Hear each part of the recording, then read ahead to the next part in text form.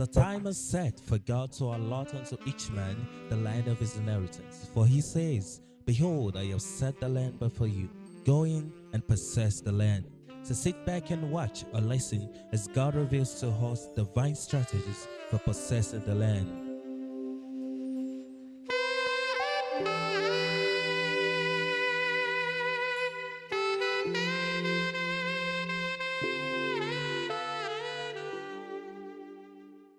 Is to talk to us on issues that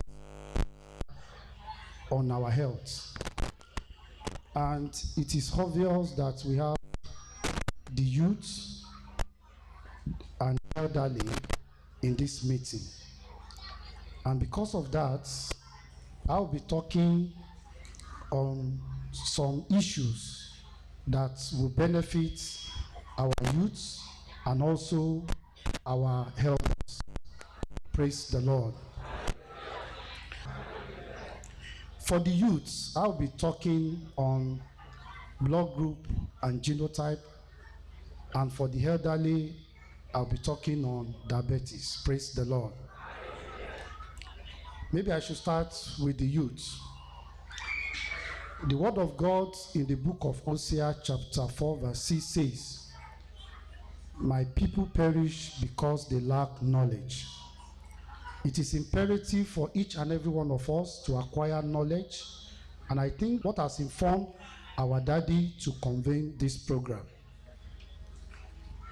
For our youth who are yet to marry, because this thing is not going to benefit our mommy and our daddies because already they are married. So àkókò ti lọ tá bá ń sọ̀rọ̀ nípa blood group and genotype fún àwọn màmá wa àti àwọn bàbá wa bí àtẹ̀yàn kàn fi àkókò ṣòfò ni. Praise the Lord.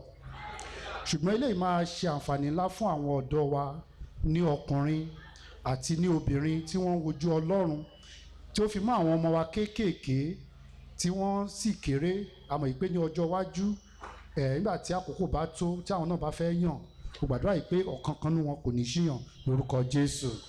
I know we all know what blood is. We talk about blood. Some people even believe that blood is life. So the blood is made up of three main cells. Three main cells. So we have the red blood cell. It's also known as erythrocytes. We have the white blood cell. It's also known as leukocytes, as well as platelets known as thrombocytes. Each of these cells, they have one role or the other to play in our body system. For example, the white blood cells, that is the leukocytes, what they do is that they fight foreign bodies. It's like a defense, they defend the body against foreign attack like bacteria and viruses. That is what they do, basically. Then for red blood cell, that is the erythrocyte. What they do is that they carry oxygen and nutrients to various tissues in the body. And platelets, the major role they play is that when you have a cut and you are bleeding, after some time, that bleeding will stop. And what stops the bleeding is the platelets, alongside with the clotting factors. So as you can see, the blood cells that we have in our system, they have one major role or the other to play. But looking at the red blood cells, the normal shape of red blood cell is like a spherical, round in shape. And they have the lifespan of about 110 to 120 days to live. And that's why, sorry to say this, we know that we have some denomination that they don't believe in blood transfusion. They don't believe, what I mean by blood transfusion is that if somebody is involved in an accident and as a result of that accident, that person might have lost a large amount of blood. And what they do in order to replace that blood is to transfuse blood from donors. So these people, they don't believe in it. They always say that it is against their faith. Now, so blood is very, very important to our system. So as I was saying before, that the red blood cells have lifespan of between 110 and 120 days to live. So that means that after, let's assume you produce some red blood cell in your system today. Those red blood cells will stay in your system for about 120 days before they are destroyed, and another one will be produced. But for sickle cell, what happens is that because of the nature of their shape, because they sickle and they are sticky, so they don't move freely like the normal red blood cell, and they have a lifespan of about between 10 and 20 days to live. So that is why when we see people that are suffering from sickle cell disease, that is what happened to them. One of the features is that they experience what we call anemia. Anemia yẹn ó ń sọ̀rọ̀ nípa pé ẹ̀jẹ̀ kò tó ní ara. Praise the Lord. Mo rò pé ọ̀rọ̀ tí mò ń sọ ń yé wa díẹ̀díẹ̀. So n tí ó sì máa ń fa eléyìí náà ni wípé nígbà tí ọkùnrin àti obìnrin tí wọ́n bá fẹ́ ṣe ìgbéyàwó tí wọn ò ṣe ohun tí à ń pè ní genotype wọn, òun ló lè fa irú nǹkan tí à ń sọ yìí. Báwo ló ṣe lè fà á? Màá ṣàlàyé fún wa. À ń pe àwọn genotype kan ní AA, bóyá gbogbo wa náà láti gbọ́ rí àbí? A dẹ̀ ń pe àwọn kan ní AS, àwọn kan wà tá à ń pè ní SS, àwọn kan wà tá à ń pè ní SC. So oríṣi mẹ́rin yẹn ló common jù tí a mọ̀, ṣùgbọ́n àwọn tí ó jẹ́ AA yẹn òun ló dára jù. Ẹni tó bá jẹ́ AS ó dára, ṣùgbọ́n ibi tí wàhálà wà ní wípé tí ẹni tí ó jẹ́ AS yẹn tó bá tún lọ fẹ́ ẹni tó jẹ́ AS, àwọn méjì, ẹni tó jẹ́ AS kò ní ṣòro fúnra rẹ̀, ṣùgbọ́n nígbà nǹkan tó máa mú ìṣòro wá ni pé nígbà tí ó bá lọ láti tún lọ fẹ́ ẹni tó jẹ́ AS ẹgbẹ́, ó lè jẹ́ kí wọ́n bí ọmọ tó jẹ́ SS. So what I'm saying in essence is that we have people that are AA, that is genotype, people that are AS, people that are SC and SS. But AA is the best. But for AS, we call them carriers. For them, there is no problem. But problem will arise when an individual who is genotype AS decides to marry another person who is AS. Because there is likelihood that they will give birth to a child who is SS. And I think I've just talked briefly on the features of a sickle cell disease. One of them is anemia, joint pains, ulcer, abdominal pains. Bóyá àwa náà ti rí àwọn kan tó jẹ́ SS, a máa rí pé nǹkan tí wọ́n máa ń pariwo náà ni pé ìrora, bóyá lẹ́sẹ̀, bóyá nínú, ní gbogbo àwọn oríkèéríkèé ara, àti pé nǹkan tó tún ṣẹlẹ̀ náà ni pé ẹ̀jẹ̀ kì í sábà tó ní ara wọn, that is anemia. Nítorí máa ń fà náà ni wípé bí mo ṣe ṣàlàyé lẹ́ẹ̀kan fún wa wípé red blood cell tá à ń sọ yẹn ó máa ń wà nínú ara fún 30 ọjọ́ ó lé díẹ̀, ṣùgbọ́n ẹni tí ó bá jẹ́ SS ẹ̀jẹ̀ tí wọ́n kò ń pẹ́ tó fi máa ń kú. Ìdí nìyẹn tó yẹ pé ẹ̀jẹ̀ tó máa ń wà lára wọn ó máa ń kéré. Ohun tó tún máa ń fà náà ni wípé nítorí pé ẹ̀jẹ̀ wọn ó dàbí síkù, àwa tá a bá ti wà lóko rí kí ni tí wọ́n fi máa ń ká kòkó yẹn bí shape ẹ̀ ṣe rí nìyẹn, síkù. So bó ṣe rí nìyẹn, so torí pé ó wà síkù kò dẹ̀ ń pẹ́ tó fi máa ń ṣe, nǹkan tó máa ń ṣe ni wípé àwọn ibi ihò tó máa ń gbé ẹ̀jẹ̀ tẹ́jẹ̀ máa ń gbà, that is what we call the blood vessels in the body. So what the sickle cells, what they do is that they block those vessels. Thereby, they will not allow oxygen to be transported easily.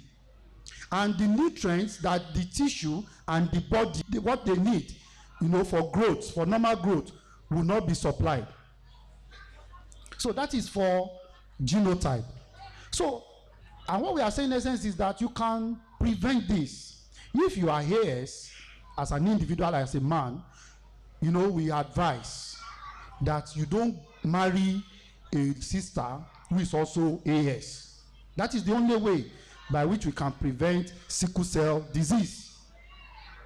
So during the course of this program, maybe after the lecture, if you have any question, you can please ask. because I have to be brief because of our time. I have limited time to treat each of these parameters. Then for blood group, it is also very, very important that we know our blood group before we marry. Even for adults, it's good. I've just spoken about blood transfusion.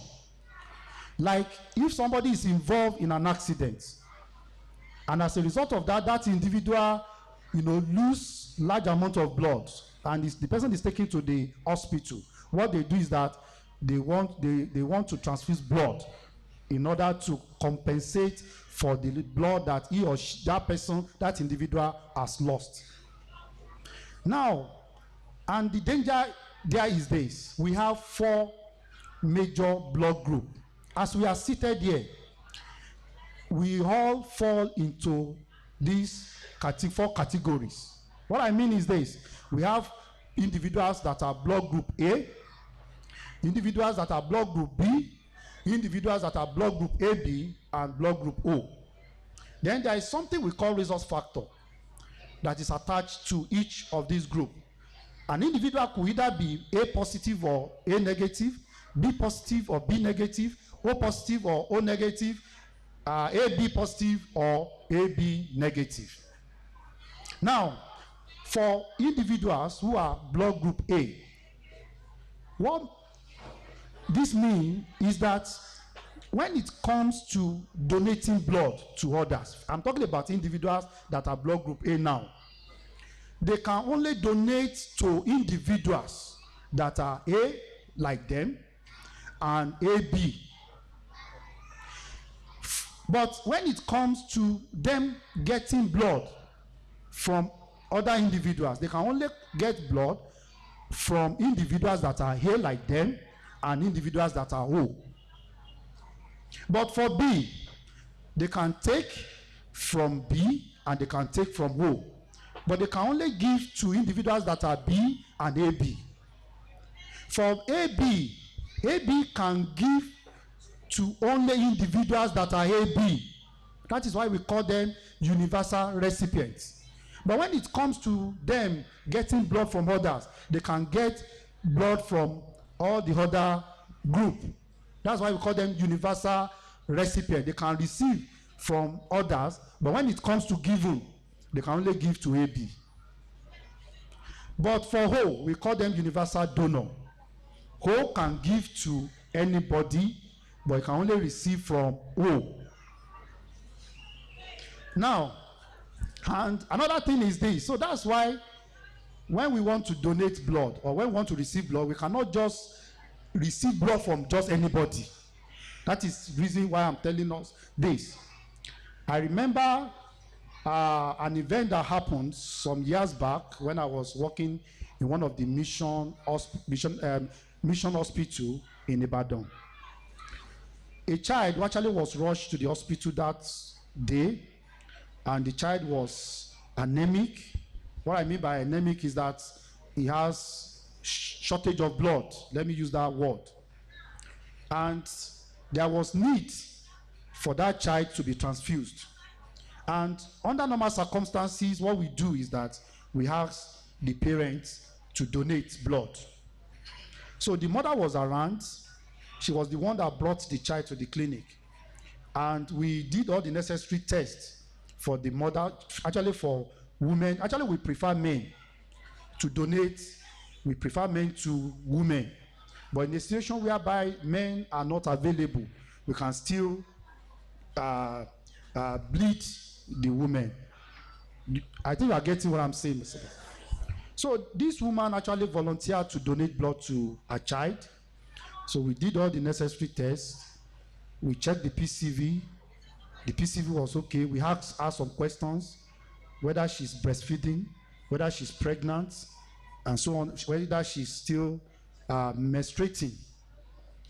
And the PCV was okay. The blood group, we did the blood group.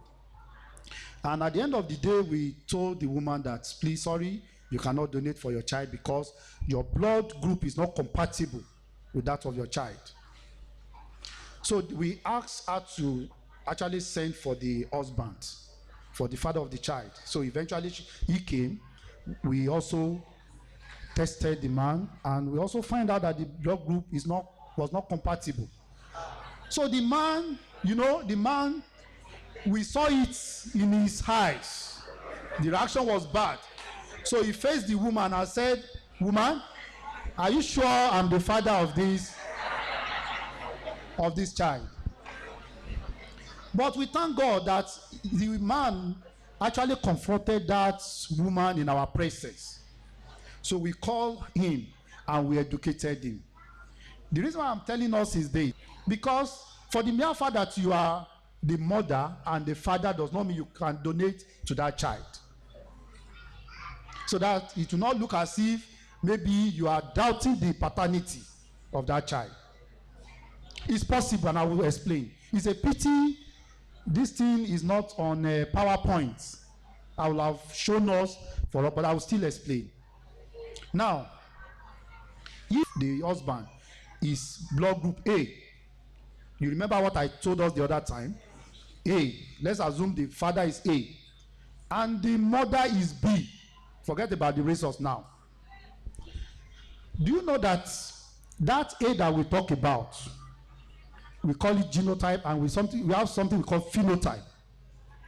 An individual could either be AA, I'm not talking about genotype, or AO. AO or AA when it comes to the phenotype. That person, an individual, that mother who is B, could either be BO or BB. That's what happened in the system. So when the father, the man and the wife meet, what happened is that they donate one from that phenotype. So assuming that the mother is AO and the father the father is AO and the mother is BO. That is AO BO. That is, we are talking about blood group. So if they meet, assuming that the father donates O, because sometimes that O, we call it a recessive gene, so it doesn't show, it's silent. So but it's there. So let's assume the father donates O and the mother also donates that O from BO. So when the two come together, it becomes what? O, and that is blood group O. So that means that it is possible for a mother who is A and B and the father who is B to give birth to a child who is blood group O. And you remember what we said, that for O, you cannot take from anybody except O. So that means in that case, that child cannot take from the father because he's blood group A, and cannot take from the mother because he's blood group B. Because if he does, it's going to result to another thing entirely. Do you understand what we are saying there?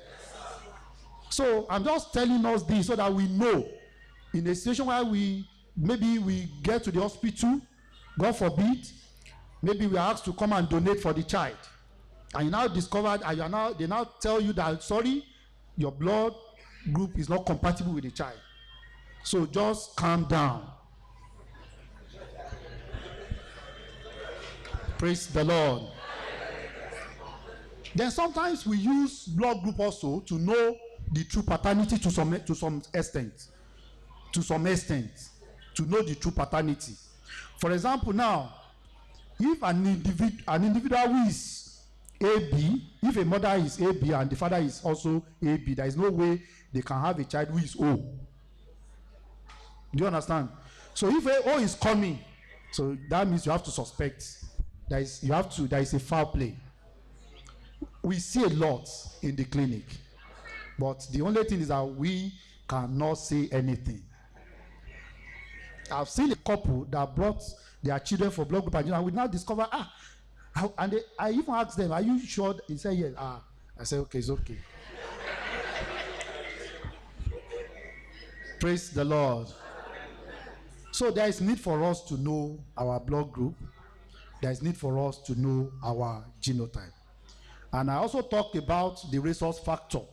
Like I said, if you are B, let me use B so that we don't confuse it with genotype. B, blood group B. You can either be B positive or B negative. That is the resource. Then it is imperative, especially for our women, to know their blood group and rhesus factor.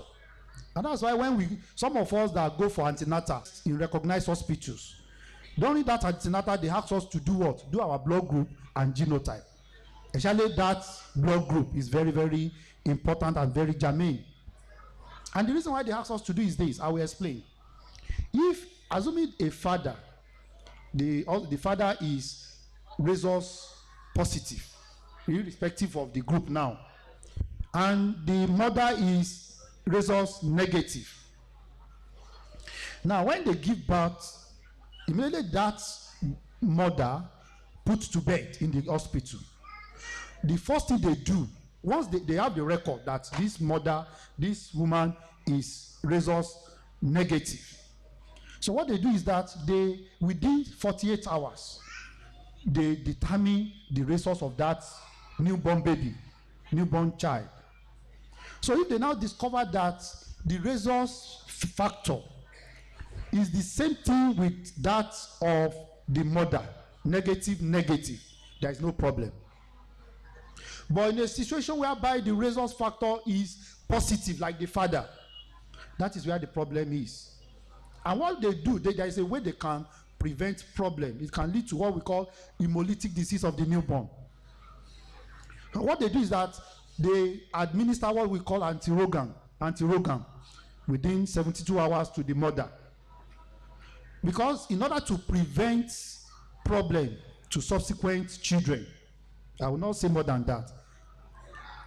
Well, I've just said this, that what it will cause is that, because what happens is that if that child who is positive and the mother is negative, if you know that during the course of delivery, because the mother and the child they are sharing is inside, so the blood of that child will mix with that of the mother, and that will lead to sensitization.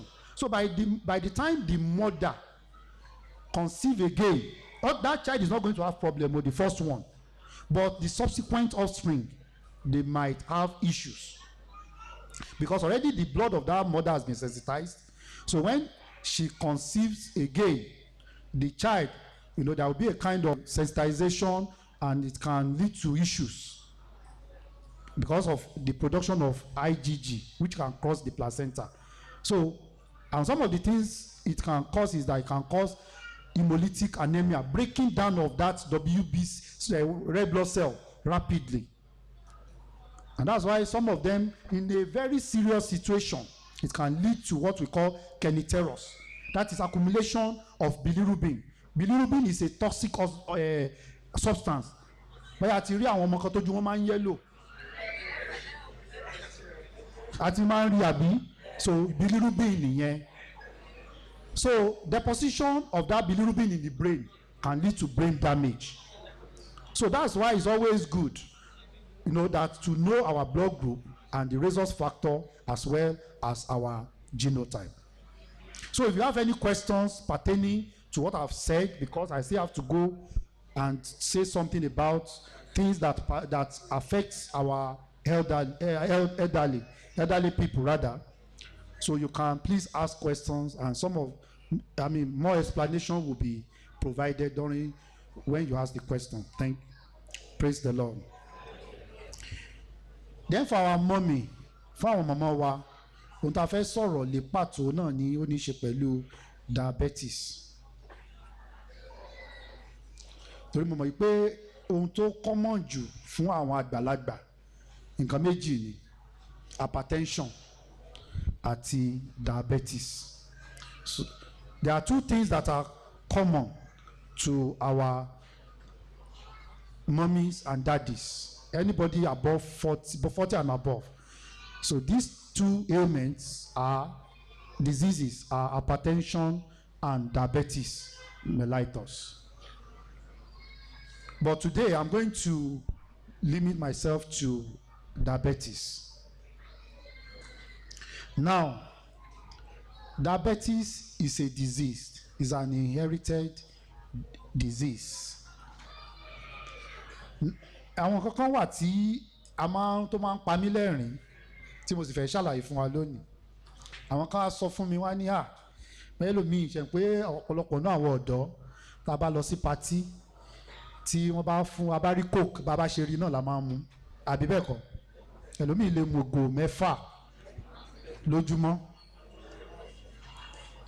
ẹlòmíì lè mu coke ní àárọ̀ kó mu láàárọ̀ kó tún mu lálẹ́. We have people, especially the youth, they can take 5 bottles of soft drinks, in a day. Àwọn mìíràn máa wò yí pé bóyá ṣúgà táwọn mu yẹn bí wọ́n bá ti mu ṣúgà jù ó lè lead sí diabetes ọdún kò dáa. Too much of everything is not good. Ṣùgbọ́n máa ń sọ fún wọn yí pé kò lè lead sí. Kì í ṣe pé bí a bá ṣe jẹ ṣúgà sí tàbí bá ṣe mu soft drink sí ló máa jẹ́ ká ní diabetes. Ohun tó ń ṣẹlẹ̀ ni pé what happen is this: in our system we have what we call hormones, and one of the hormones that we have in our system is what is called insulin, and that insulin is being produced by an organ known as pancreas. We have the beta cells that produce this insulin, and the way they work is this: when you take too much of sugar, you have too much of sugar in your system, message will be sent to the pancreas from the brain to produce more insulin. That's because that individual is having too much of sugar in the system. So that insulin is like what I call this stabilizer that we use in our home to protect our electrical gadgets. In our home, we remember when you buy a stabilizer, you have stabilizer. What you use stabilizer for is that when the voltage is high, it will step it down. Chemo, nepa ta ní orílẹ̀-èdè wa yìí, ẹ̀kan náà iná lè wá gbúù mọ́lẹ̀ gan. So, but tí ó bá ṣe pé a connect àwọn electronic gadgets wa mọ́ stabilizer, a step it down sí normal. In a way, àwọn stabilizer kan dẹ̀ wà náà tó yẹ pé tí iná bá kéré, especially àwọn color television tá a máa ń rà yẹn, wọ́n ní nǹkan tá à ń pè ní inbuilt stabilizer nínú. Tí iná bá kínkínní, ìgbà míì wà tẹ́ pé ẹ mọ̀ rí yóò mọ̀ show normally, it won't affect it. So nǹkan tí insulin ṣe nìyẹn.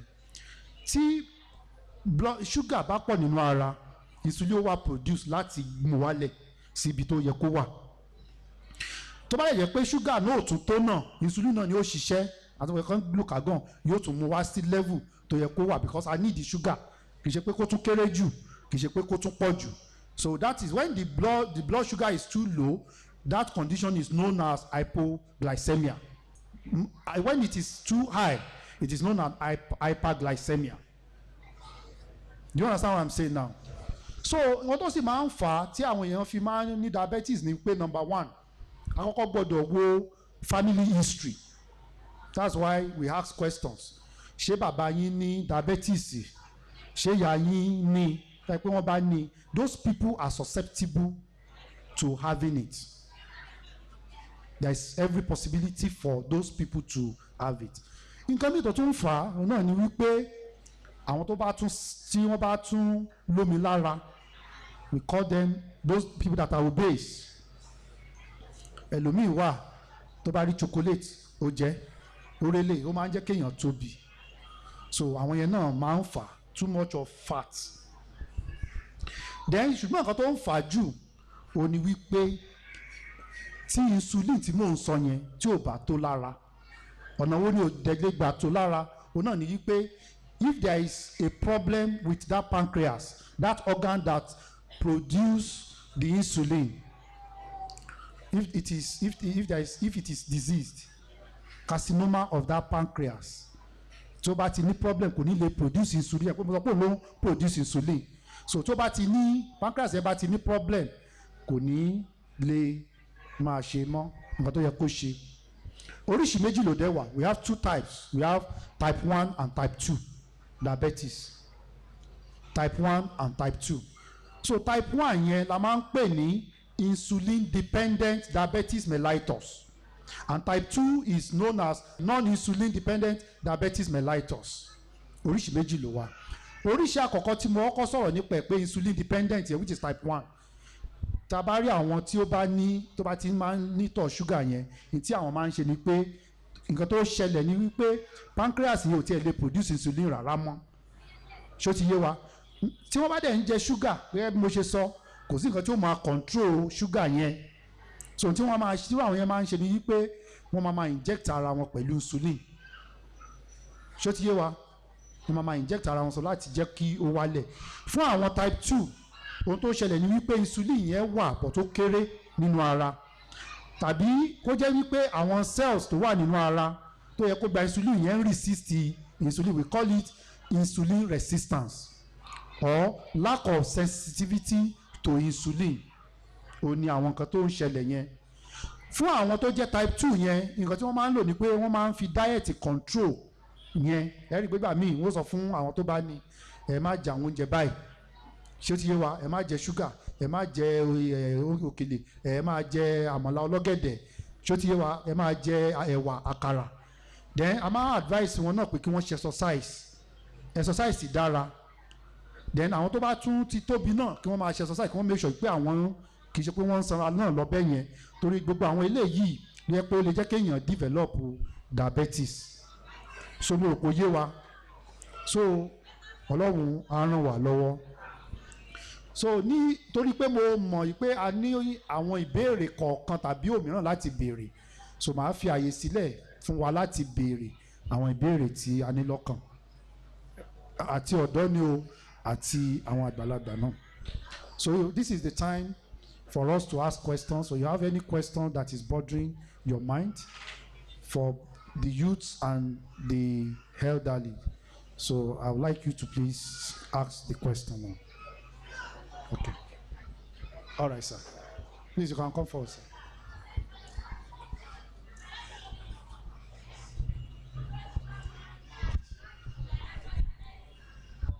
Thank you, sir, for the teaching. I have 3 questions here, sir. Number 1, why do you prefer man to donate blood in transfusion? Why? I think there must be a reason for that. Number 2, you said a man and the parent may not have the same blood group with the child. Yes. What about genotype? Can genotype also be different? That the parent will be having different genotype and the child will not be having a different genotype.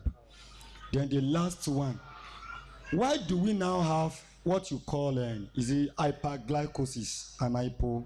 Is that what you said? Okay. Why do we have that when there is presence of insulin? Maybe the insulin is there to control it, or we have it when insulin is not working. Is that when we have it? Thank you, sir. I think I can take the question so that okay. So let me just take the question. So if you have any other, we can. So actually, the first question, sir, is asked, why do we prefer men to donate? Why do we prefer men to women? I think I said the other time, the reason is this. Number 1, women, because of their nature. Like you remember I said it, that for you to ask a woman to donate, the woman must be able to fulfill 3 conditions. If the woman is not menstruating, if the woman is not breastfeeding, and if the woman is not pregnant. Because we know that when they are menstruating, they lose blood. And that's why when you do their PCV, in fact, we have the range for women is different from that for men when it comes to PCV. PCV means packed cell volume. Olóhùn sọ bẹ́jẹ̀ ṣe wà lára èèyàn sí. Tí bá ti sọ wípé PCV ẹ lò, ìyẹn ni pé ẹjẹ́ ò sí lára èèyàn nìyẹn. So it is synonymous to anemia. So a máa rí pé àwọn obìnrin, in fact range obìnrin ó lè jẹ́ láti 35 to 45% ní PCV range wọn. Fọ́kùnrin is between 45 and 52%. Ṣáà náà ti rí.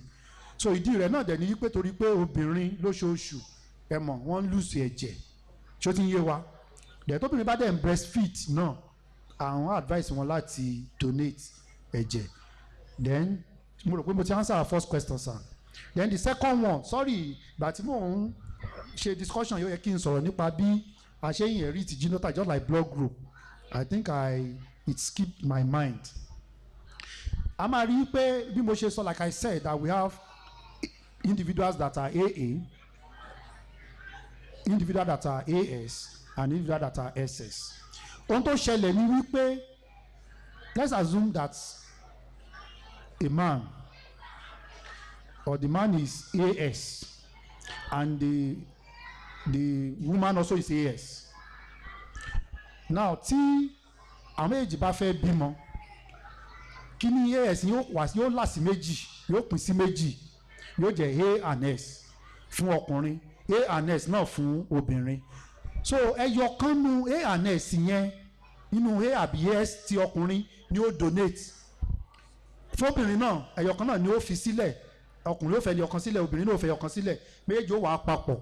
So and what we do, what we tell people is this, I will tell you. You see, it's only God that can determine that.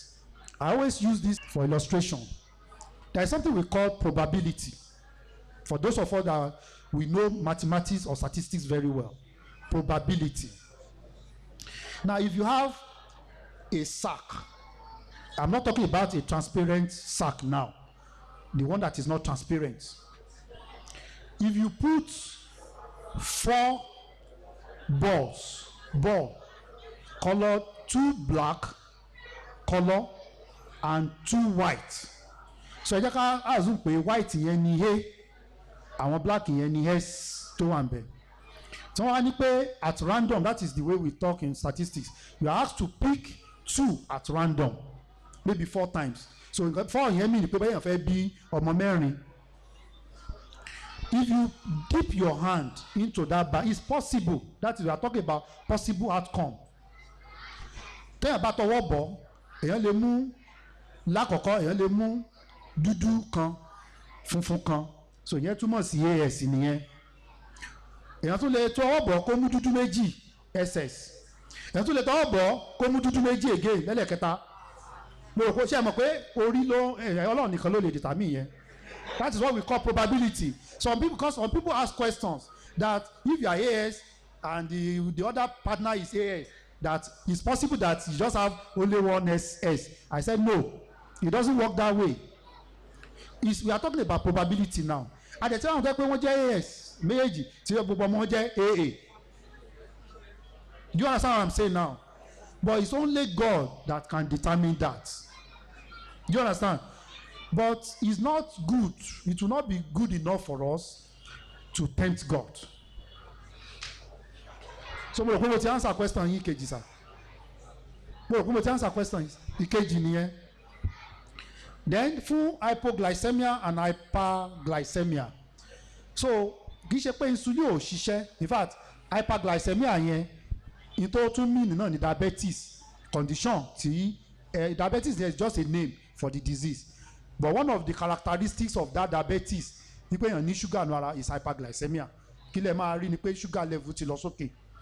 And àwọn kankan dẹ̀ tún wà náà tó yẹ pé hypoglycemia náà lè setting, which is low blood glucose, and I will explain.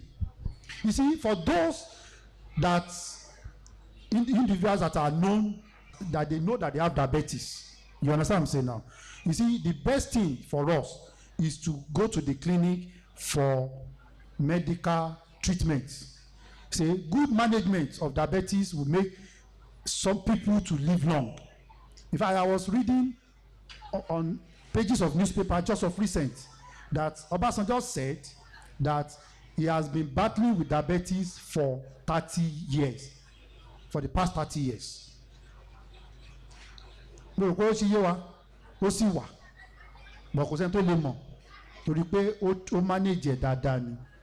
So good management of diabetes, will still make us to live a healthy life. That is what I'm talking about. Now, ibi tí wàhálà wà wà lélẹ̀. Fún type 2, bí mo ṣe sọ, àwọn oògùn kan wà tí wọ́n máa ń fún wọn. We have some medication, some drugs. One of them is a glucophage and there's other, lerontic. Ma? Okay, yes ma. So àwọn oògùn yẹn wọ́n máa ń fún àwọn tó wà diabetic. So pé máa ń. But what they tell them is that it's always good that you come to the clinic every 2 weeks, or if possible you can buy this machine device, we call it glucometer tí a máa ń rà yẹn. So ṣe understand, oníkálukú lè máa ṣe láti máa fi test blood, especially àwọn tó wà diabetic, non-diabetic patient. Reason lélẹ́yìí o, tí wọ́n bá bẹ̀rẹ̀ sí lo àwọn oògùn tí àwọn sister wa sọ àti tèmi náà sọ yẹn, nǹkan tó yẹn máa ṣe kó máa ń bring sugar level yẹn wá sílẹ̀. Wọ́n dẹ̀ sọ pé ó lóúnjẹ tí wọ́n máa jẹ. Tí wọ́n bá ti, àwọn míì wà jẹ́ pé tí wọ́n bá ti lo oògùn yẹn jù tó wọ́n fẹ́ kó wálẹ̀, tó bá tún ti wálẹ̀ jù yẹn ni hypoglycemia. Tí hypoglycemia náà ò tún ṣe nǹkan tó dáa, mo rò pé ó yé wa, kò ń ṣe nǹkan tó dáa rárá, torí pé brain wa, cells wa ó need glucose láti function dáadáa. Tí ó bá tún sí glucose yẹn yóò tún dá wàhálà lẹ̀. So nǹkan tó lead sí hypoglycemia nìyẹn sà. Ṣé ti understand sà? Mo rò pé mo ti answer question yẹn. Àwọn nǹkan míì náà tún wà tó ń fà á. Ṣé ti yé wa? À ń pè wọ́n kan ní ìkan náà pè ní àwọn tí ò lè tolerate glucose, ṣe pé sẹ́ẹ̀lì wo à ń pè ní glucose tolerant, a máa ń pè test kan ní oral glucose tolerant test. Àwọn kan wà tẹ́ pé wọn ò lè tolerate glucose, irú àwọn yẹn náà ẹlòmíì tẹ́ bá test kò ní diabetes o, but sugar level ẹ̀ máa ń lò ní. Ṣé ti yé yín? Àwọn kankan ló ń ṣẹlẹ̀ nínú ara, àwọn yẹn náà lè lead sí hypoglycemia. Then I have some questions here. Okay.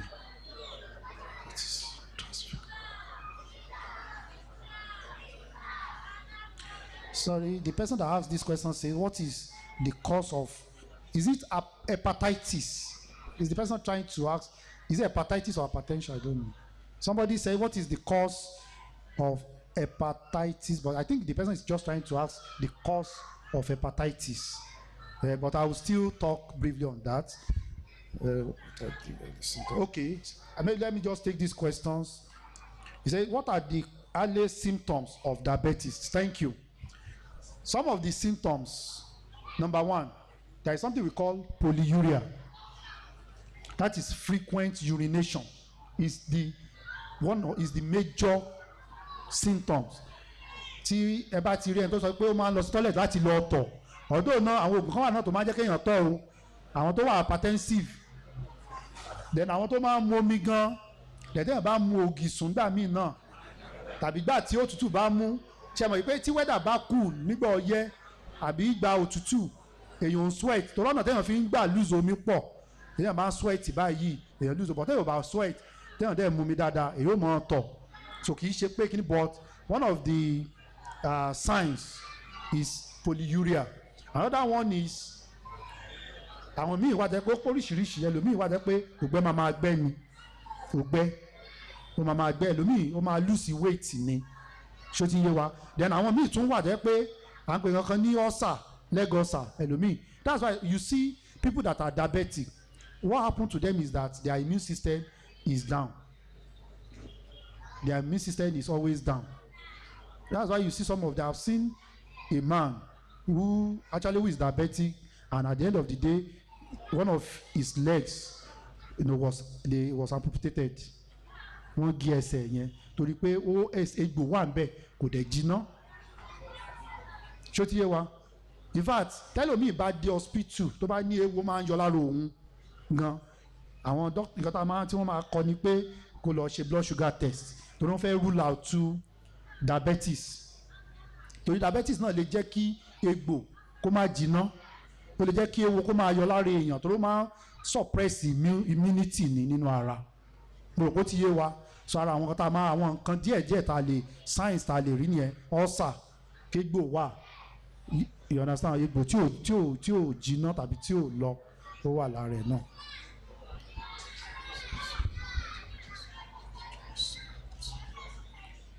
Okay, somebody asks, is it possible for a parent to be positive while the child is negative? Yes, it's possible. Like I said, the child can also be negative.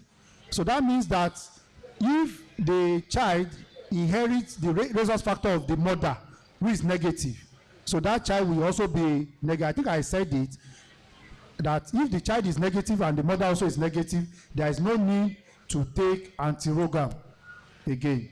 What causes damage to the pancreas, yet leading to diabetes. A lot of things can cause problem to the pancreas. Maybe even infection, like viral infection, bacterial infection can cause problem to that organ called pancreas.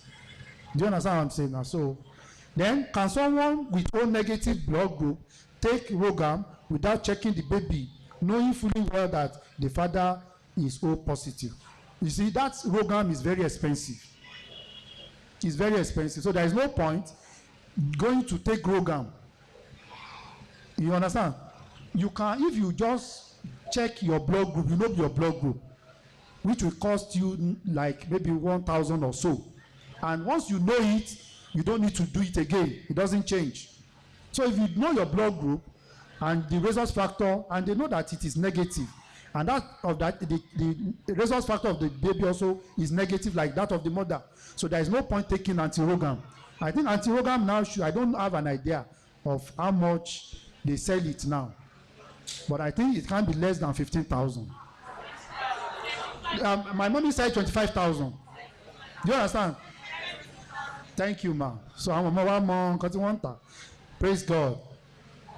So somebody, this is another question. Why do we have AS that fall sick regularly?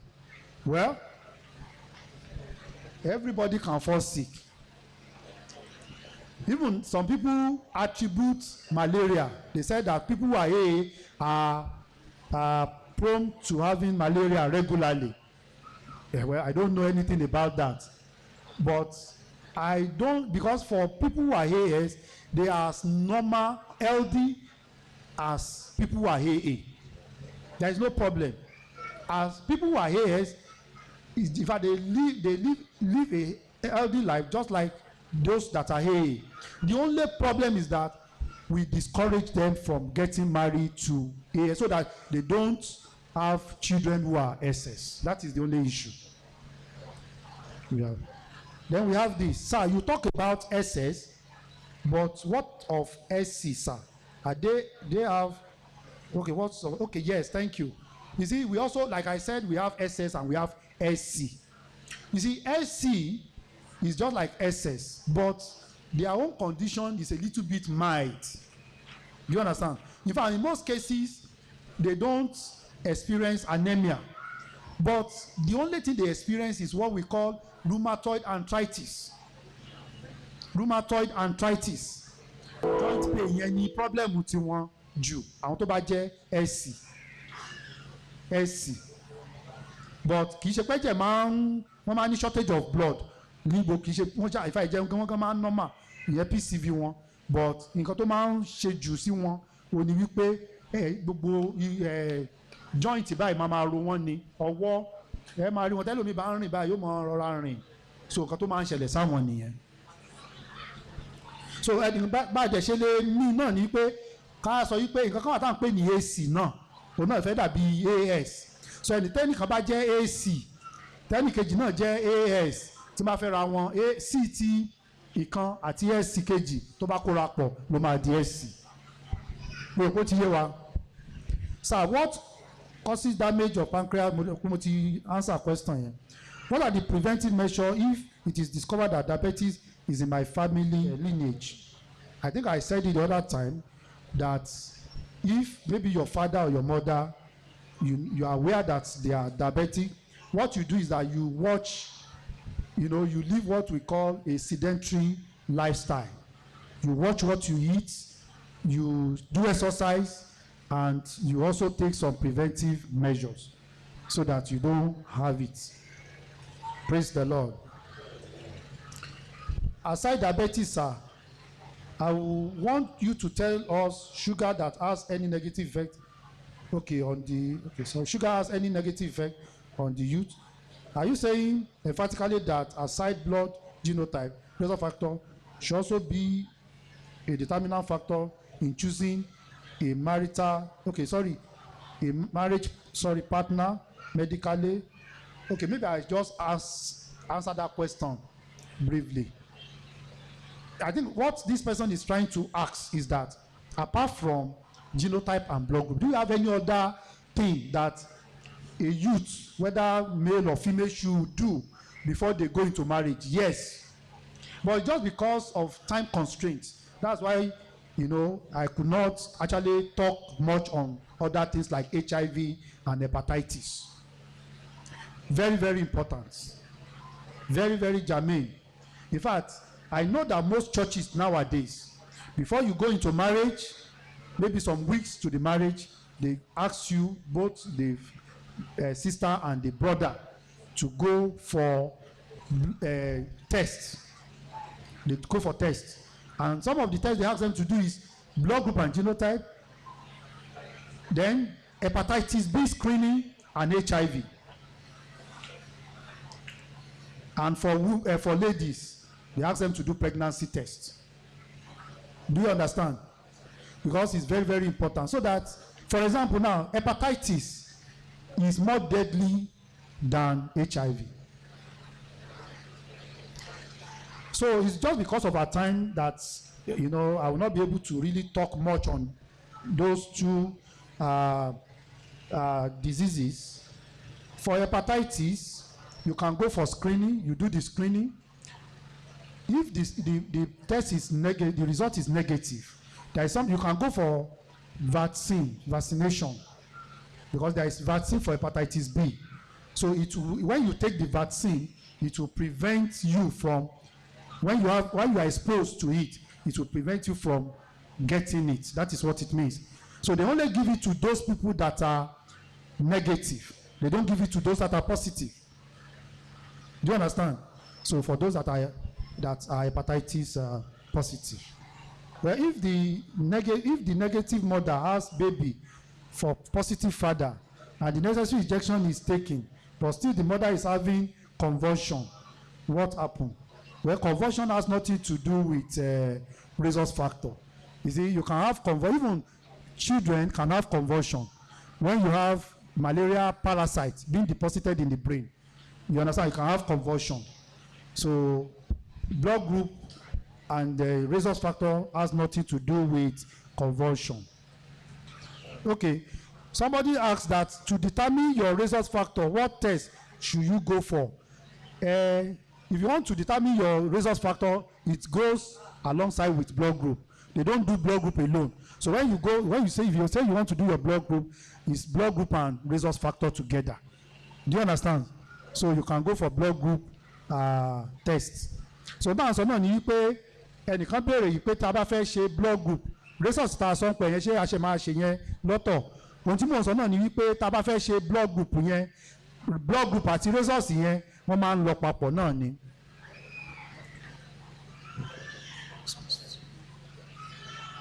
Okay, when a man is negative and a woman is positive, does that woman need the anti-D you talk about? Nípa rhesus factor yẹn náà ni wọ́n béèrè wípé tí ọkùnrin bá jẹ́ negative tó jẹ́ the other way round tí mo ṣe ṣàlàyé, tóbìnrin bá dẹ̀ jẹ́ positive, kò yẹ kó sí wàhálà. Reason ni wípé tí ọmọ yẹn bá jẹ́ whether positive or negative, ṣe ń pé ìyá ló ń gbé ọmọ. So torí ẹni tó bá jẹ́ blood group positive lè gba blood group tó jẹ́ negative àti positive, but negative kan lè gba negative nìkan ni.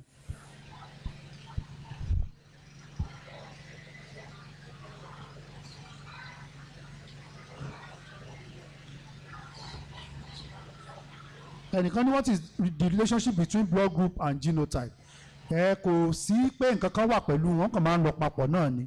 Mo ṣàlàyé ní tí à ń fi blood group ṣe náà ni wípé tí a bá fẹ́ fi ẹ̀jẹ̀ sílẹ̀ a lè mọ irú táìpù tí ó wà, so that nìkan kan sọ wípé a kàn fẹ̀jẹ̀ kákan gbẹ̀jẹ̀ nìkan ká fi síbẹ̀. Ẹ̀ṣá lè fún pé a fẹ́ gbẹ̀jẹ̀ òní blood group wà fún, àti fún pé issue rhesus factor òní blood group wà fún. Fún genotype ká má bàa ní ọmọ tí àwọn àìsàn tá a máa ń pè ní sickle cell disease, ìdí yẹn la fi ń ṣe genotype. So I have to be fast because my time has been fast spent. Sir, please, are you saying the same blood group can not marry each other? Please lay more emphasis on this. If yes, ìyẹn fún blood group ó bá jẹ́ o lè fẹ́ A, tó bá jẹ́ B o lè fẹ́ AB, kò ní kankan ṣe pẹ̀lú blood group. So ẹni tó bá jẹ́ O nísìn o lè fẹ́ B, ẹni tó bá jẹ́ B o lè fẹ́ A, kò sẹ́ni tá a lè fẹ́ but genotype nìkan ní issue wà pẹ̀lú ẹ̀ wípé ẹni tó bá jẹ́ AS kò gbọ́dọ̀ tún fẹ́ AS. This is an interesting question sir and mo mọ̀ pé bẹ́ẹ̀rẹ́dì náà ló máa wá answer question yẹn.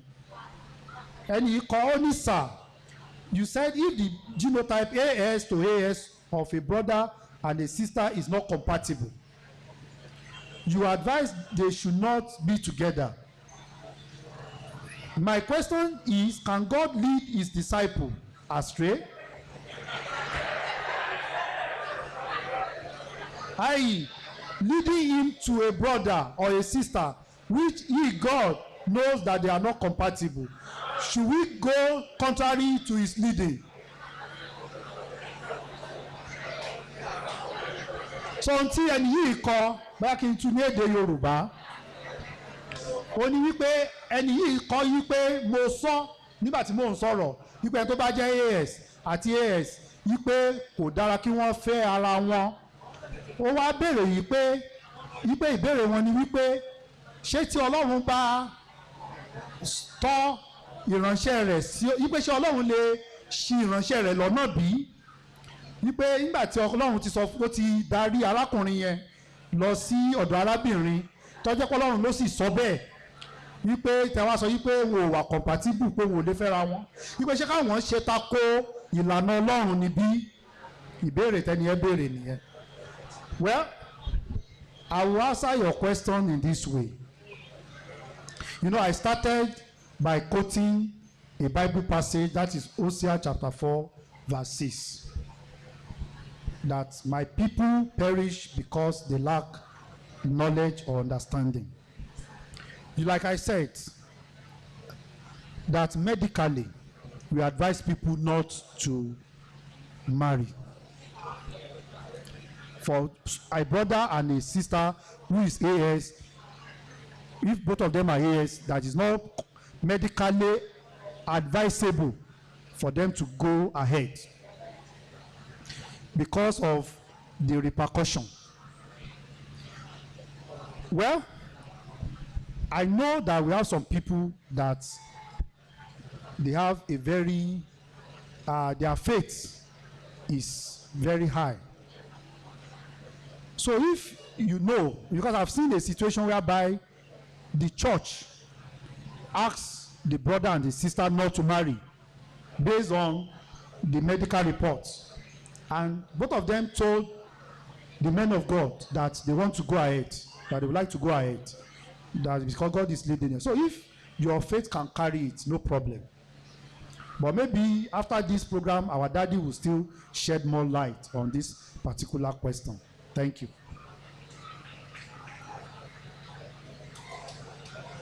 Somebody asks, sir, can energy drink cause diabetes? Or what is the repercussion of this drink in the body? Well, I don't take energy drink and I don't know the composition.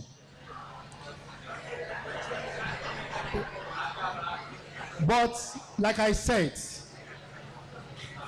diabetes is as a result of deficiency of insulin. That is the major cause. You know, you remember what I said when I started, that even if you take 10 bottles of Coke, that if your insulin is, you have enough insulin in your body, it will regulate it. It will regulate blood sugar level. So, yeah, these questions are much. Okay, somebody asks, okay, although I will just answer this question, it has nothing to do with what we are discussing today. Please, what causes irregular menstruation? It usually flows well for 5 days. You see, this could be as a result of hormonal imbalance. That's what I would just say. Hormonal imbalance. Hello? Eh? Okay. This person asks, please, what causes irregular menstruation? It usually flows well for 5 days, but for several months now, it's not flowing well. It barely flows for 3 days. He now said, my PCV is 35, but I do feel dizzy, weak, and at times loss of appetite. Please, sir, what can cause this? So, like I said, when you are experiencing irregular menstruation, because all this menstruation has something to do with some hormones. We have some hormones in our system. One of them is what we call FSH, LH, that is follicle stimulating hormone, luteinizing hormone. We have prolactin. We have quite a number of them for male. We also have progesterone.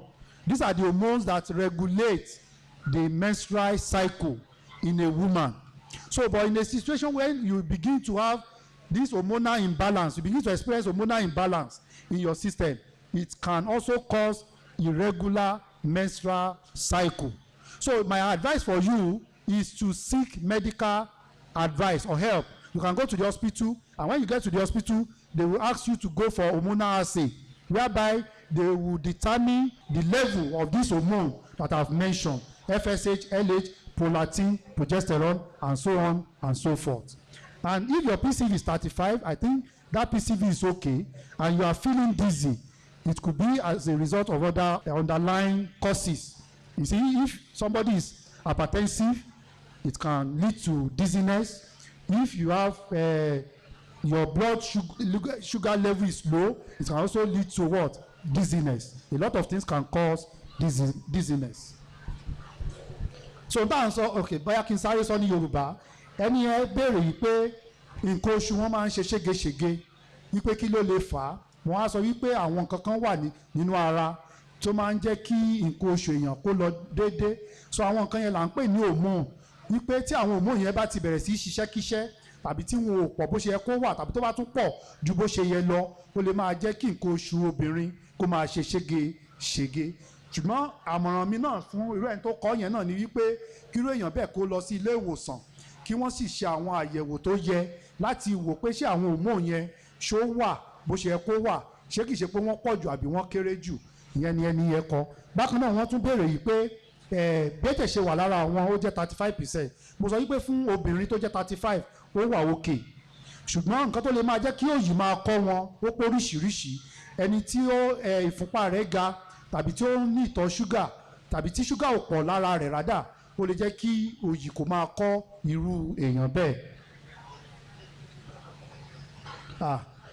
What about the person with genotype AC and CC? Because I am one AC. Well, CC yẹn mi mọ̀ bóyá ní ẹ jẹ́ CC, ṣùgbọ́n CC náà wà ní tòótọ́.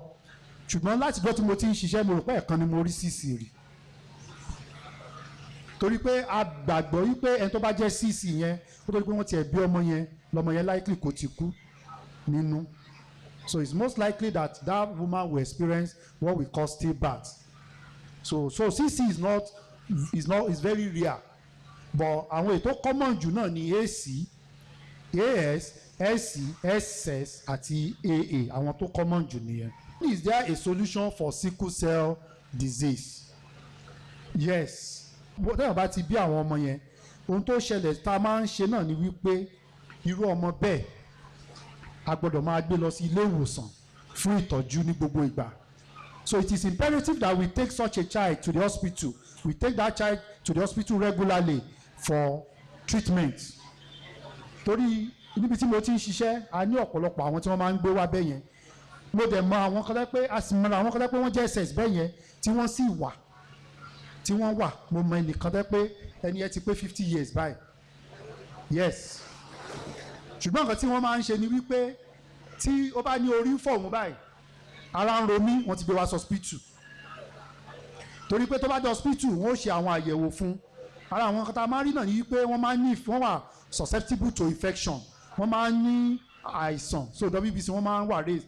Tí wọ́n bá dẹ̀ ti rí bẹ́ẹ̀, wọ́n á sáré fún wọn wọ́n á place wọn lórí antibiotics. Ṣùgbọ́n tó ṣẹlẹ̀ bẹ́ẹ̀ ni pé tí a bá gbé wọn lọ fún ìtọ́jú, ó ṣeé ṣe kírú ọmọ bẹ́ẹ̀ kó má lè pẹ́. So ìtọ́jú wà fún wọn tá a bá ń ṣètọ́jú tó yẹ fún wọn.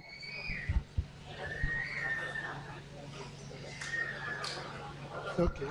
Ẹni ní, sir, could you please talk briefly on hypertension? I wish to seek your indulgence, sir, especially the way out. Ìyẹn iṣẹ́ nìyẹn, kì í ṣe nǹkan tá a lè ṣe. Ṣùgbọ́n nǹkan tí mo lè sọ ń bẹ̀ ni wípé irú èèyàn báyìí, bóyá tí n bá tó lọ mo lè fi nọ́mbà mi sílẹ̀ so ẹni ẹ bá wà lórí WhatsApp a lè chat lórí WhatsApp kí n sọ̀rọ̀ bójú wọn kan tí mo kàn mọ́ ní pé ìwà náà la mọ̀ nǹkan tá à ń pè ní hypertension ìfúnpá pé high blood pressure, that is what we call hypertension, when the blood pressure is high. Do you understand what I'm saying now? The blood pressure is high, that is what is also known as hypertension. Hypertension tá a sì ń sọ̀rọ̀ rẹ̀ yìí tá a bá rí àwọn family náà bíi diabetes náà ni bóyá bàbá àtìyá náà nírú nǹkan bẹ́ẹ̀ ó ṣeé ṣe kíru ẹni náà kó ní hypertension. So nǹkan tó ń fa hypertension àwọn èèyàn kò tí ì mọ nǹkan tó ń fà á dì sí ṣùgbọ́n àkọ́mọ́ káwọn èèyàn kàn máa ń ní náà ni ṣùgbọ́n oògùn tiẹ̀ náà wà àwọn oògùn wà tí àwọn èèyàn máa ń lò láti fi suppress hypertension yẹn Ọlọ́run á ràn wá lọ́wọ́.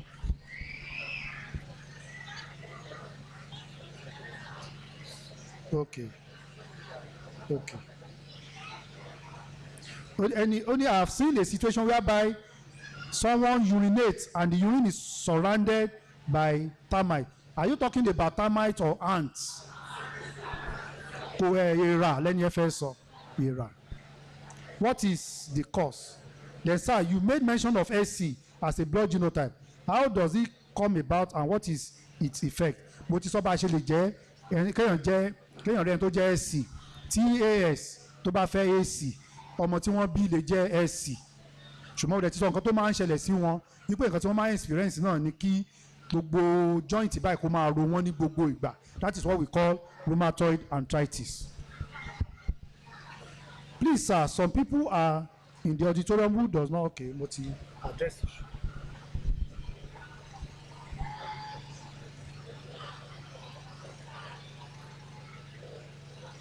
Well, nǹkan tí mo tún fẹ́ sọ òun náà ni wípé diabetes tá à ń sọ yẹn méjì tó common ni mo sọ lẹ́ẹ̀kan yẹn type 1 and type 2 àní nǹkan tá à ń pè ní gestational diabetes ìró ẹlòmíì tó bá lóyún ó kàn lè òun náà lè wà diabetic ẹ pé tó bá dẹ̀ ṣe yóò lọ ṣùgbọ́n irú àwọn ọmọ tí wọ́n bá bí bẹ́ẹ̀ yẹn náà èèyàn gbọ́dọ̀ àwọn irú àwọn ọmọ bẹ́ẹ̀ yẹn èèyàn gbọ́dọ̀ mójútó wọn torí lọ́jọ́ iwájú ó ṣeé ṣe kí wọ́n develop diabetes náà. Okay. Ẹni ìbéèrè yìí pé what food can those that are diabetic eat and those food that they should not eat? Wọ́n ní oúnjẹ wo làwọn tó bá ní àrùn ìtọ̀ ṣúgà lè máa jẹ àti èyí tí wọn ò lè jẹ. Mo ti sọ náà wípé àwọn oúnjẹ tí wọ́n máa advice wọn pé kí wọ́n máa jẹ jù à ń pè àwọn oríṣiríṣi oúnjẹ classes of food la ní. We have the carbohydrates, we have the protein, vitamins and so on and so forth. Now ní tó ṣẹlẹ̀ ní wípé ẹ wo carbohydrate yẹn tí a máa ń pè ní starch à ń pè ní polysaccharide, that is the starch ní science à ń pè ní polysaccharide. Tí a bá jẹ starch yẹn àwọn enzymes kan wà nínú ara wa tó máa break polysaccharide yẹn sí nígbà à ń pè ní disaccharide. Mo rò pé ó yé wa tí wọ́n bá tún break ẹ̀ sí disaccharide yẹn yóò wá tún break ẹ̀ sí monosaccharide. Ara monosaccharide yẹn ni glucose torí glucose ni ó ṣe pàtàkì jù nínú ara. Àwọn monosaccharide míì ta tún ní náà là ń pè ní fructose àti galactose but àwọn yìí ò fi gbogbo ara ṣe ara ní àǹfààní bí kò ṣe glucose. So ibi tí mo wá ń sọ̀rọ̀ náà ni wípé torí pé a mọ̀ wípé tá a bá jẹ bí nǹkan tá à ń pè ní carbohydrates bí àwọn carbohydrates àwọn oúnjẹ tó wà lọ́ndà bá carbohydrates òun la ní rice wà ń bẹ̀ àmàlà fùfú iṣu ẹ̀bà ṣó ti yé wa iyán sẹ̀mó àwọn yẹn ní carbohydrates so wọ́n máa ń advice àwọn tó bá ti ní láti máa jẹ àwọn oúnjẹ yẹn púpọ̀ tọ́lẹ́ lómi wà báyìí kò lè ṣe kó mọ̀ jẹ àmàlà tó bá dẹ̀ jẹ àmàlà bàkì báyìí ló máa rí ṣùgbọ́n tó bá ti di nǹkan bẹ́ẹ̀ yẹn wọ́n sọ fún un pé wò àmàlà tó mọ̀ jẹ bóyá kékeré báyìí ni wọ́n máa advice wọn pé bóyá kí wọ́n máa jẹ àmàlà tí wọ́n fi ọ̀gẹ̀dẹ̀ ṣe pé wọ́n believe pé carbohydrate content ọ̀gẹ̀dẹ̀ yẹn kò pọ̀ jù wọ́n ti sọ pé unripe plantain then wọ́n máa ń sọ fún wọn pé kí wọ́n máa jẹ protein bí àkàrà ẹran jù dáadáa so àwọn oúnjẹ tí wọ́n máa advice wọn kí wọ́n máa jẹ kí ṣe pé wọn ò ní jẹ náà o but wọ́n máa jẹ ní ìwọ̀ntúnwọ̀nsì kò ní pọ̀ bó ṣe yẹ mo rò pé ó ti yé wa.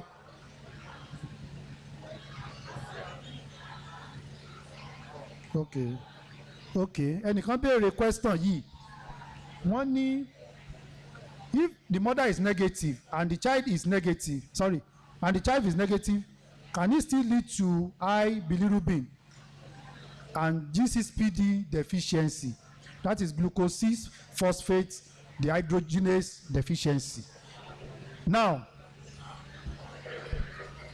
ìtò ṣẹlẹ̀ ní wípé wọ́n rà pé nǹkan tẹ́ni fẹ́ kọ́ ni wípé tí ìyá bá jẹ́ negative tọ́mọ bá jẹ́ positive ni wọ́n fẹ́ sọ. Mo sọ wípé ó lè lead sí bilirubin pé kójú ọmọ máa yellow.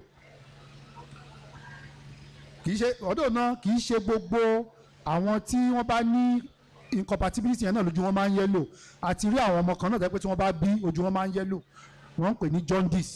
Wọ́n máa ń ní jaundice tẹ́ pé wọ́n á gbé wọn sábẹ́ abẹ́ fluorescent bulb tó máa ń pa ó wà photosensitive. Ṣùgbọ́n nítorí ṣẹlẹ̀ ní wípé irú G6PD deficiency yẹn ní í ṣe pẹ̀lú àwọn tí ó yẹ pé ẹ̀jẹ̀ wọn mo lè sọ wípé ó ní í ṣe pẹ̀lú nǹkan tá à ń pè ní hemolytic disease or hemolytic anemia. Now ọmọ mi wà tó yẹ pé kò ń ṣe SS ó jẹ́ AA ṣùgbọ́n tẹ́ ẹ bá rí báyìí ẹ̀jẹ̀ rẹ̀ kàn máa wálẹ̀ ní lẹ́ẹ̀kan náà ni tó bá ti ní malaria yóò kàn wálẹ̀ ní gbìm. Then ìtọ̀ tí ó mọ ọ̀tọ̀ yóò dàbí ìtọ̀ coke. Those are the features. Those people they are suffering from a disease called G6PD deficiency.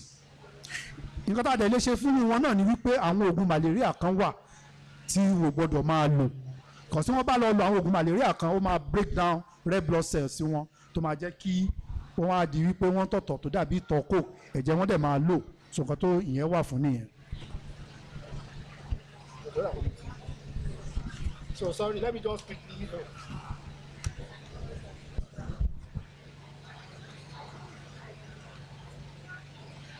Okay. Ẹni yìí ẹ jẹ́ kí n ka question yìí tó ló wà very very important. Wọ́n ní how long can a person with sickle cell live? Ìbéèrè tẹ́ni ìbéèrè ni pé ẹni tó ń jẹ́ ní àrùn arúnmọ́ lápá arúnmọ́ léegun wípé ìgbà ọdún mélòó ló fi lè wà láàyè. Well, irú question yẹn Ọlọ́run nìkan ló lè determine yẹn.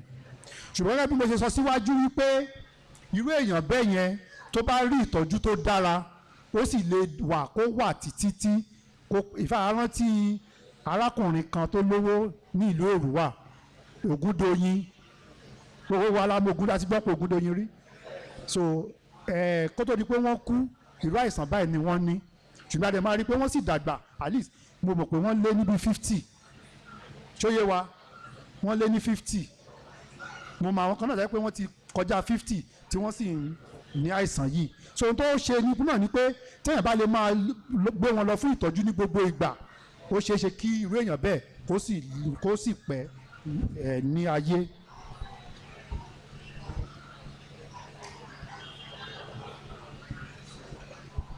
So àwọn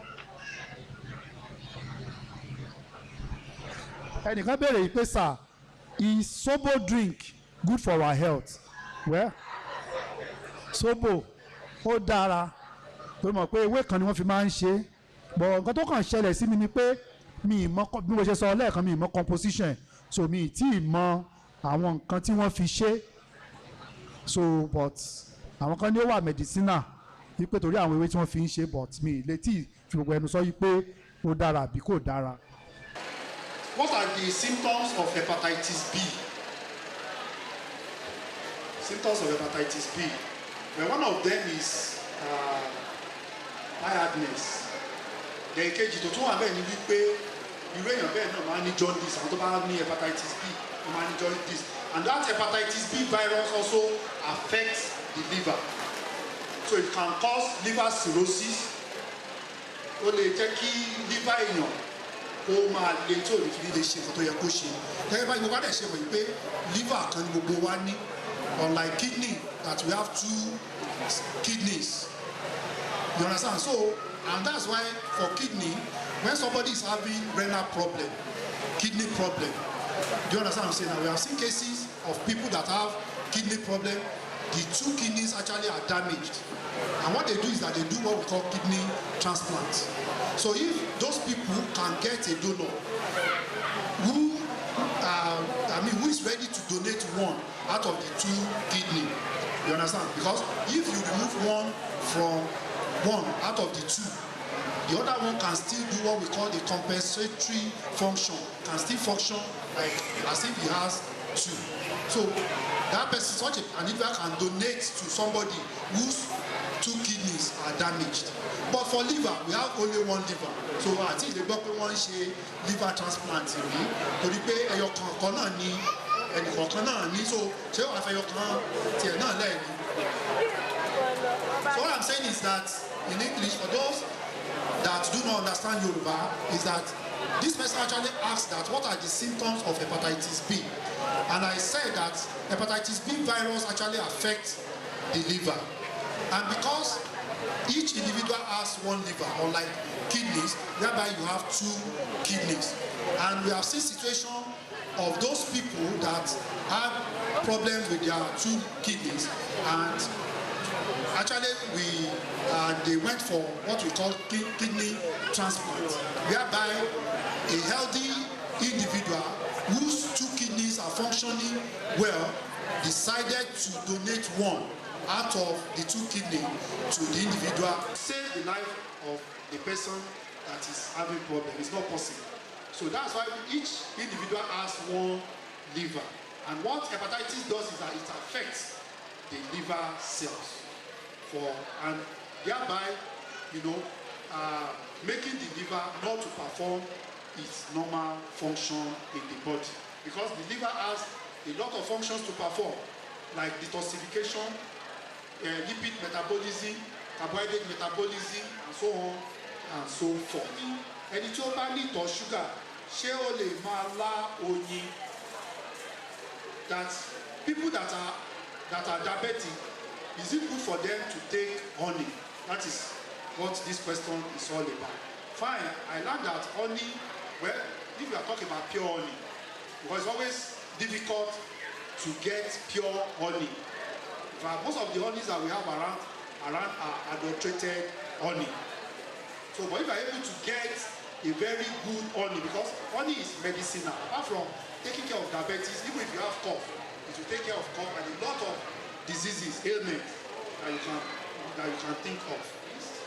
At what month can the genotype of a baby be detected? Is flushing a baby, that is, I think the person is trying to ask whether termination of pregnancy, is it a baby is seen having detected some medical issues? Well, that is a very big and a very difficult question to ask. Biblically, as children of God, God, does not permit us to destroy life. Do you understand? So that is what we are just trying to talk about here, that prevention is better than cure. So once you have a child who is SS, all you need to do is to begin to take care of that child, give him or her a proper medical attention, take care of him or her. That is the only advice I can give. Then, going to your question, the first one says, when can the genotype be detected? Fine.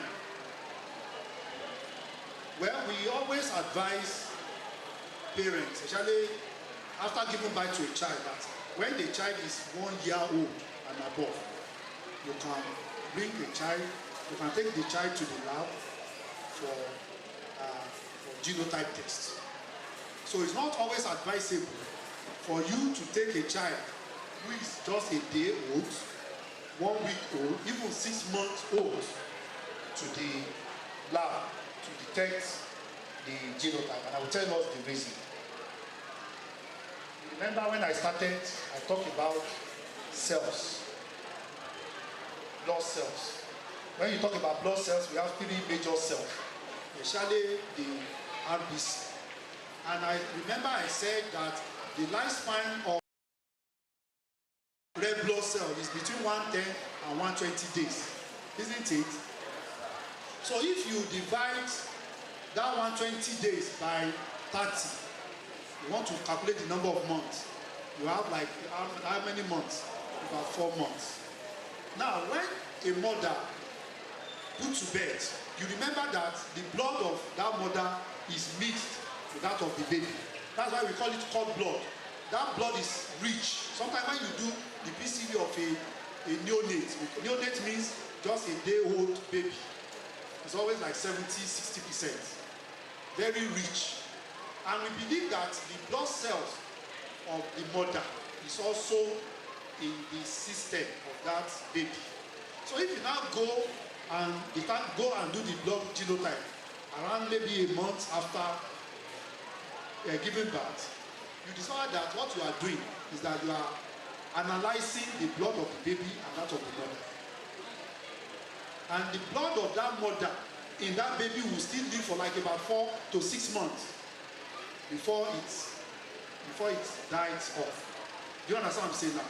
So we always give that, we always advise that. We know that after a year, we believe that the blood of that baby is his own blood, he's not having any blood from the mother. So it's his own, the blood is pure, his own blood. That is the reason why we always advise people to do the genotype when a baby is a year old and above.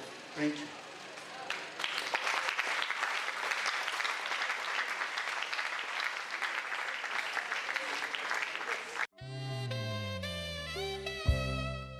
Beloved, we believe that the word of God you've heard is able to set you on the right path to possessing your land.